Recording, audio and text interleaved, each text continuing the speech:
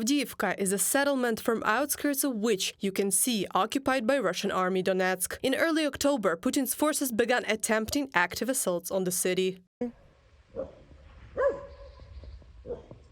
This kindergarten building was renovated before the outbreak of the full-scale war. The children had never time to enjoy the fresh renovation and new toys. Today, all families with children have evacuated from Avdiivka. Schools and kindergartens were broken, and staying in the city is extremely dangerous.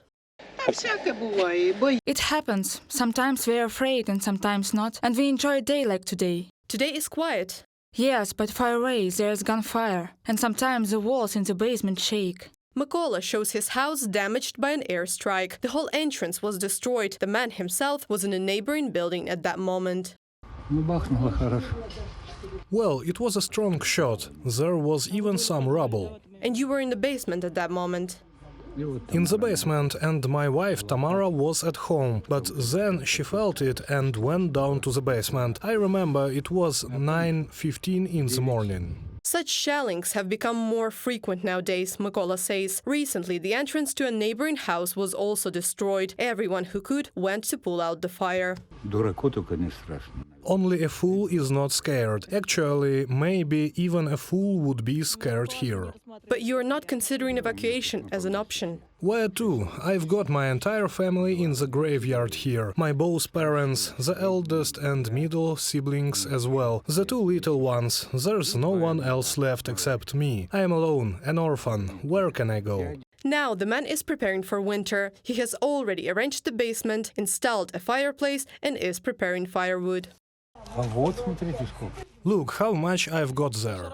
Everything that's destroyed? Yeah, the balconies were broken and they were lined with boards. So we will use these boards to set fire. The more we have, the better. Because of the constant Russian attacks and the fact that 22 kilometers of the highway on the approach to Avdiivka is in full view of the enemy and is constantly being shelled, volunteers have not yet brought humanitarian aid here. But people have enough supplies. For example, Tamara has 15 kilograms of cereals. They bake bread themselves. The woman lives together with her son and daughter-in-law. Here is a stove and a gas cylinder. My son has connected everything. We cook food here, mostly baking bread, buns and things like that. She is good at this. This is our only option since there is no other way to get bread. Tamara's flat was damaged as a result of recent shelling by Russian army. Now the woman and her children are planning to spend the winter in the basement. Look, it's all gone. It was my lodger. This is the furniture that was there. My son took it all away and cleaned up a little. This was a children's room. Look at all this. Today, about 1,600 local residents remain in the city's basements and shelters. All of them refuse to be evacuated. The situation there is very tense. So far, nothing has changed fundamentally since the 10th of October. There is an aggravation and it continues. The second wave of this aggravation is now underway. The enemy is trying to storm our positions in the south and north of the city 24/7.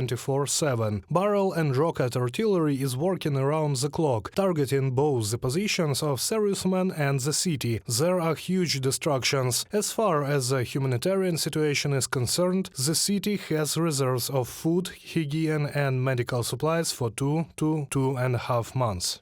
Local authorities are urging the remaining people to evacuate while they can. We evacuated 11 people the week before this escalation. Since the first day of it, last week, we took out 19 people. Then it was relatively quiet for 3 days and no one wanted to leave at all. I hope that people's instinct for self-preservation will work, because the main thing in this situation is to survive, and everything else comes later. Ukraine's armed forces continue to strike Russian troops near Avdiivka. According to Ukrainian Defense Minister Ruslan Umerov, Russia has already lost about 4,000 soldiers near Avdiivka, which is the largest Russian losses for the current year. Reported by Anastasia Tarnavska, Anastasia Volkova, Artem Voronin, UATV News.